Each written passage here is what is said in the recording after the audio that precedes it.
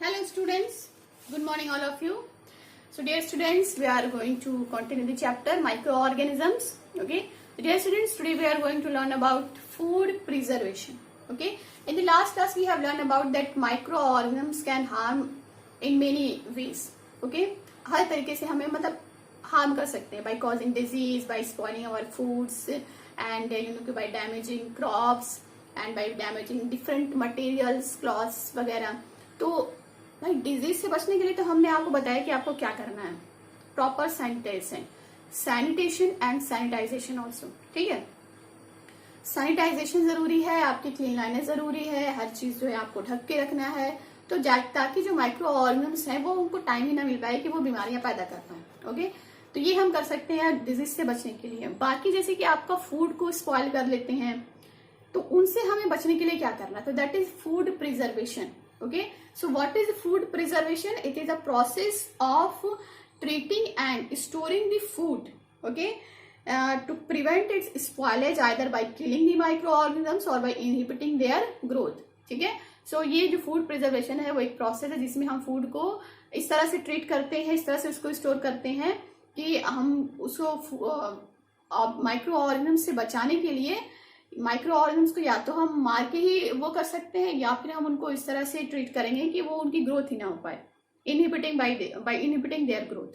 Okay, now तो there are the methods of preservation. First is preservation by drying and dehydration. ठीक है, घर में भी आपने कॉमन लैंग्वेज में सुना होगा घर में कि भाई इसमें ऐसा कर दो तो जो है आपका खराब नहीं होगा, इसको सुखा के रखो, इसके अंदर से बिल्कुल पानी निकाल दो, या फिर जो है इसमें आप कहते हैं कि इसको अच्छी तरह से फ्राई कर लो, या इसमें शुगर ऐड कर दो, इसमें सॉल्ट ऐड कर दो. तो वो सारी चीजें जो है घर में बोला जाता है ताकि जो है फूड स्पॉइल ना हो. इसको फ्रीज कर दो, बाहर रहेगा तो खराब हो जाएगा. ठीक है, तो उसमें पहला मेथड है कि प्रिजर्वेशन बाय ड्राइंग.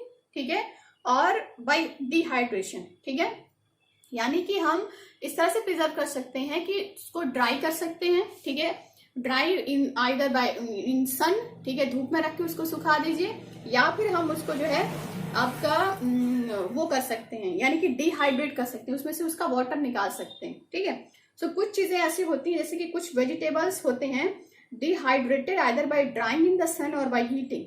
ठीक है, जैसे कि स्पिनच है, कॉलीफ्लावर है, मेथी लीव्स है, मेथी लीव्स बॉक्स में आती है, एंड मिंट है, लीव्स, उनको ड्राई किया जाता है सन में. ठीक है, जो पीज होते हैं, ठीक है, peas are preserved by heating. ठीक है, जो मटर होती है, ऐसे तो जो आपकी हरी मटर होती है, पीज, वो क्या होते हैं, वो विंटर सीजन में होती है, लेकिन वैसे क्या आपको मार्केट में हर सीजन में मिलेंगे, पैकेट में मिलते हैं. तो क्या किया जाता है, उसको प्रिजर्व किया जाता है ताकि आप उसको दूसरे टाइम भी एंड दूसरे सीजन में भी यूज कर सको. तो पीस क्या होती है, पीस को जो है आपका हीट करके उसके अंदर से उसका वाटर को निकाल दिया जाता है, यानी कि डिहाइड्रेट कर दिया जाता है, और दोबारा से फिर उसको पैक करके उसके अंदर कुछ केमिकल डाल के प्रिजर्व कर देते हैं ताकि आप उनको दोबारा यूज कर सकें. ठीक है, कहीं कहीं पे क्या होता है कि फिश और मीट जो होते हैं वो भी आपका ड्राई करके रखे जाते हैं. उनको कैसे ड्राई किया जाता है, by smoking and by heat. ठीक है, हीट से उसके अंदर का वाटर रिमूव कर देंगे या फिर उसको स्मोक करते हैं. ठीक है, नेक्स्ट है आपका प्रिजर्वेशन बाय कॉमन सॉल्ट. ठीक है, तो कॉमन सॉल्ट ऐड करके भी हम जो है आपका प्रिजर्व कर सकते हैं. ठीक है, तो preservation of food by adding salt is called salting. ठीक है, तो सॉल्टिंग कर सकते हैं. इसमें क्या है कि if meat and fish are covered with salt to drain out water by osmosis. ठीक है, तो फिश एंड मीट में से क्या वाटर रिलीज करने के लिए उसके ऊपर पूरा नमक बिछा देते हैं, ऐसा सॉल्ट की कवरिंग कर देते हैं, और उसमें क्या होता है कि ऑस्मोसिस के थ्रू क्या होता है कि वाटर जो है वो बाहर निकल जाता है उसके अंदर से. ठीक है, रॉ लेमन है, आंवला, टमारिन एंड अदर फ्रूट्स जो होते हैं उसको भी प्रिजर्व किया जाता है सॉल्टिंग से. इसकी वजह से क्या होता है कि उसके अंदर बैक्टीरियल ग्रोथ नहीं हो पाती है. ठीक है, नमक ज्यादा हो जाएगा कि वो साल्टी हो जाता है तो वहां पे बैक्टीरिया ग्रो नहीं कर पाते हैं. ओके, नेक्स्ट है आपका बाय प्रिजर्वेशन बाय शुगर. ठीक है, हम शुगर ऐड करके भी जो है चीजों को प्रिजर्व कर सकते हैं, यानी कि अगर चीजें बहुत ज्यादा मीठी हैं, ठीक है, उसमें वाटर कम है यानी कि वाटर कंटेंट कम है एंड शुगर ज्यादा है, तो वो काफी दिन तक चलता है. ठीक है, अगर वो आपका मतलब sugar syrup containing 68% sugar is use for preservation of fruits and vegetables. ठीक है, तो वो शुगर सिरप जिसमें 68% शुगर है और बाकी परसेंट जो है वो वाटर का होगा, ठीक है। तो उसको हम यूज कर सकते हैं वेजिटेबल्स एंड फ्रूट्स को प्रिजर्व करने के लिए, ठीक है। तो इससे क्या होता है कि such a high concentration of sugar reduces moisture contents and thus prevents growth of moisture, ठीक है। तो जहां पे पानी नहीं होगा वहां पे माइक्रोब्स ग्रो नहीं कर पाते हैं, ठीक है, थोड़ा सा भी मॉइस्चर नहीं होता। तो जैसे कि जैम्स, जेलीज एंड स्क्वैशेस वगैरह होते हैं, उनमें शुगर डाल के उनको प्रिजर्व किया जाता है, ठीक है। वैसे भी घर में जो है कैरेट्स है, प्लम्स है, राइप मैंगोज है, आंवला, एप्पल एक्सेट्रा, उसको भी यूज किया जाता है, उसमें भी शुगर ऐड करके उसको प्रिजर्व किया जाता है, ओके। नाउ नेक्स्ट है आपका प्रिजर्वेशन बाय पिकलिंग। पिकलिंग मतलब अचारी जिसको बोलते हैं, ठीक है। तो आपका जो है अचार बना के भी हम उन चीजों को प्रिजर्व कर सकते हैं, ठीक है। So oil and vinegar are use to make pickle because bacteria can not survive in high acid contents of medium. तो पिकल में आपने देखा होगा कि ऑयल एंड विनेगर डाला जाता है, इसलिए ताकि उसके अंदर जो है आपके माइक्रो ऑर्गेनिजम्स ग्रो न कर सके, ठीक है। तो जितनी भी सब्जियों के अचार बनते हैं, फ्रूट्स के बनते हैं, ठीक है, एंड उनको जो है प्रिजर्व किया जाता है एज अ पिकल, ठीक है। तो पिकल जो है एक तरह से फूड प्रिजर्वेशन का प्रोसेस है और वो खाने में टेस्ट भी देता है, ओके।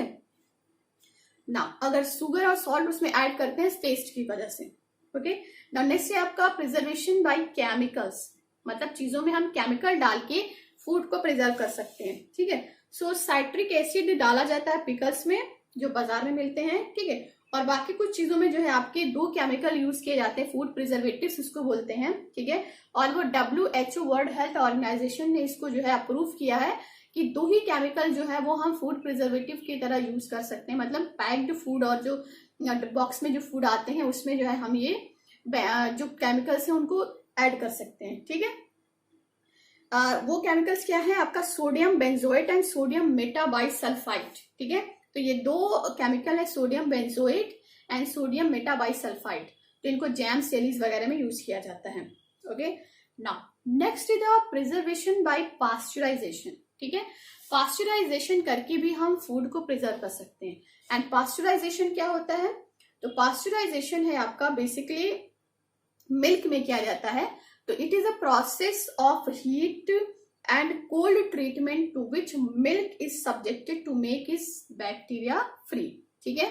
तो पास्चराइजेशन जो है वो हीट एंड कोल्ड करने वाला प्रोसेस है, जिसमें जो आपका पहले क्या करते हैं कि मिल्क को जो है आपका 62 डिग्री सेल्सियस पर हीट करते हैं and after 30 minutes 70 degree Celsius for 30 minutes, यानी कि 30 मिनट तक जो है 70 डिग्री या फिर हम 62 डिग्री सेल्सियस पे उसको हीट करते हैं एंड 15 सेकेंड्स के बाद फौरन से उसको चिल करते हैं, यानी कि उसको कूल करते हैं, उसको ठंडा करते हैं suddenly.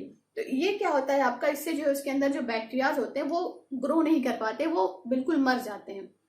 This is called as a pasteurization and the pasteurization was discovered by Louis Pasteur, ठीक है। लुइस पास्चर साइंटिस्ट है, उन्होंने पास्चराइजेशन किया था और इसकी वजह से पास्चराइज्ड मिल्क आपको पैकेट में जो मिलते हैं वो पास्चराइज्ड मिल्क होते हैं और वो हम सेफली यूज कर सकते हैं बिना बॉयल किए हुए, ठीक है। क्लियर है ना। प्रिजर्वेशन बाय डीप फ्रीजिंग, ठीक है।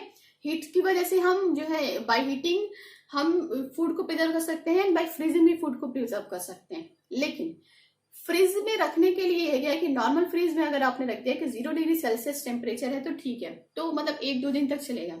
लेकिन आपको अगर लॉन्ग टाइम तक रखना है तो 0 डिग्री सेल्सियस वाले फूड को यूज नहीं करना है, ठीक है। सो स्टोरिंग फूड एट सब जीरो टेम्परेचर मतलब 0 से नीचे टेम्परेचर रखना पड़ेगा, इन डीप फ्रीज और इन कोल्ड स्टोरेज, ठीक है, at a temperature about -18 degree Celsius, ठीक है। यानी कि 0 से नीचे जो होगा, माइनस जो होगा वो हमेशा 0 से नीचे होता है, प्लस वाले जो नंबर होंगे वो 0 से ऊपर होते हैं, माइनस वाले जो नंबर होते हैं वो 0 से नीचे होते हैं। सो -18 यानी कि वो 0 से भी बहुत बहुत बहुत कम है, ठीक है। तो यानी कि -18 डिग्री सेल्सियस पे अगर हम उस टेम्परेचर पे फूड को रखते हैं, फ्रीज करते हैं, तो फूड प्रिजर्व रहेगा और वो हम सालों तक खा सकते हैं, ठीक है। तो डीप फ्रीजिंग जो है उसकी वजह से जो है बैक्टीरिया, मतलब उस बहुत ज्यादा टेम्परेचर एकदम लो कर देंगे तो बैक्टीरिया ग्रो नहीं कर पाएंगे, ठीक है। सो बैक्टीरिया नॉर्मल टेम्परेचर पे ग्रो करते हैं, तो हमें क्या करना है, नॉर्मल नहीं रखना है, हमें नॉर्मल से या तो बहुत ज्यादा कर देना है या तो हमें बहुत ही कम रखना है। तो टेम्परेचर जो फ्लक्चुएट कर देने से वजह से क्या होते हैं, उसमें बैक्टीरियाज ग्रो नहीं कर पाते हैं. Okay, so therefore the frozen food retains flavour as well as freshness. ठीक है, तो जो बाहर के जो देश होते हैं वहां पे बड़ी बड़ी फ्रीज होती हैं, घरों में भी आपने देखा हो. यहाँ भी जो लोग पैसे वाले हैं उनके घर में बड़ी बड़ी फ्रीज होती हैं.